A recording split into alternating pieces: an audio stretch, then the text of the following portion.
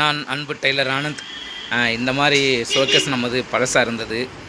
எங்கள் கடையில் முன்னாடி பெயிண்ட் அடித்த டப்பா ஒன்று கிடந்தது. இது வந்து செவத்துக்கு அடிக்கிறப்ப டைப்பாக தான். எனக்கு ரொம்ப நாளாக இது அழுக்காக இருக்குது, என்ன பண்ணலாம் தோணுச்சு. எங்கள் ஓனர்கிட்ட கேட்டேன், இல்லை ஆனந்து வேறு மாற்றலாம் சொன்னாங்க. இது சும்மாவே கிடைக்கேன்னு சொல்லிட்டு நான் என்ன பண்ணேன், பரவாயில்ல வேலை இன்றைக்கி ஸ்லோவாக இருந்தது, கம்மியாக. இன்றைக்கி என்னடான்னா எடுத்து இந்த மாதிரி ஷோகேஸ் ஃபுல்லாக நான் அடிச்சிட்டேன். ஓனர் என்ன சொல்லுவாருன்னு தெரியல. அதாவது ஃபஸ்ட் கோட்டிங் கொடுத்துருங்க, அதனால் ரெண்டாவது கோட்டிங் கொடுக்கணும். ரெண்டாவது வந்து இது வந்து செவத்துக்கு அடிக்கிற மைண்டு தான். நான் அதே மாதிரிக்கு நான் பெயிண்டரும் கிடையாது.